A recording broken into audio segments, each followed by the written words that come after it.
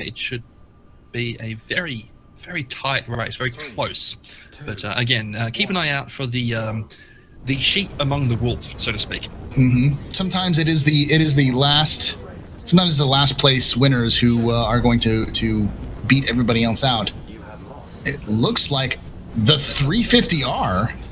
Wow, Batman's out and about in the test gaming colors, but threading that needle through the first lap. Unfortunately, our wolf in sheep's wolf clothing wolf is somewhat damaged already with that Xeon Scout. However, still managing to throw it around the track. Again, it is predominantly M50s, but not exclusively, which is always good to see. The leader is flying a 350R. That does say a lot. Cat's here, still holding a tremendous lead. We'll see how fast he's actually going when he gets to this first lap. Again, this is a endurance race more than it is a speed race, and the M50 is not built for endurance as much as the 350Rs are. They have much bigger tanks to handle much longer fuel burns, and they are technically a little bit faster in the straightaways, if I remember correctly. Absolutely. However, they do suffer quite a bit in a pitch maneuver. If you're turning up and down, you may have a bad time in the old 350R, but in the M50. Any turn is a great turn as long as you don't black out. One does not simply not black out in a 350 or in a M50, though. Oh, no, absolutely not. That's why you'll see a number of these pilots will corkscrew their way through the turns, where they'll go into a turn and they'll start on one plane, then rotate it through the turn to balance out their G-forces and try not to black out. Checkpoint.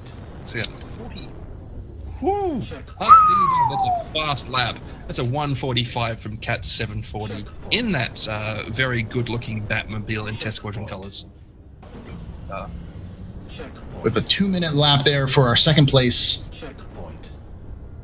So we have Katz, Rudneff, and Gabriel Winters. Nighthawk having some struggles there, and Colradi bringing up the bottom.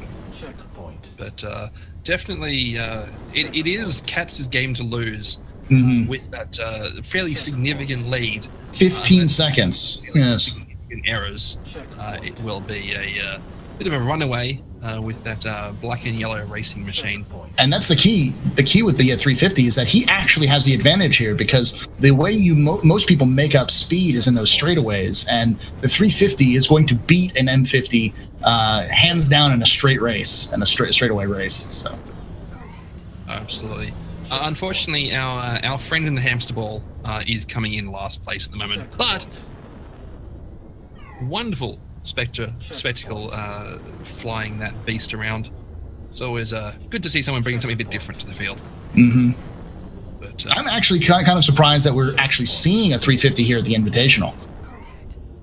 It's always been a competitive ship, but it certainly requires a different type of gameplay. You have to be a lot more willing to throw out the handbrake and space brake your way around the turns, whereas the 350R, so the M50, a little bit better at holding that speed through the turns. The 350R does require a little bit more so you need to arrest that momentum before you can get that thing around those turns. I do have to note that that 350R does have a giant Gatling gun on its front nose. So tip of my hat to you, sir. Not only are you winning, but you're winning with a huge cannon in the front. What's the saying? If you have to run it, make sure you put a cannon on it. Yeah.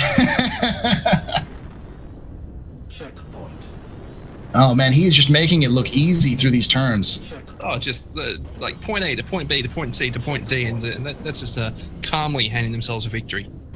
Though, yeah, an error shows itself very quickly at these speeds on these race ships, especially on this track. Because this track is, from memory, it's about 18 points to turn through, and they're off plane, they're off axis. You got to duck between buildings, and very few straightaways in this, if I remember correctly.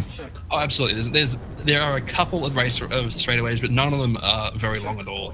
And the longest straightaways are probably measured in 300 meters or so. So you'll get up to your top speed, followed immediately by braking again. Especially considering the longest straightaway is across the start-finish line, which will lead you to a 90-degree turn down off the axis. So Oh, just missed it. Blacked out in that turn. 145, 149, 158, 2 minutes 30 on fourth place. So your lap times do definitely peter off slightly after the top three.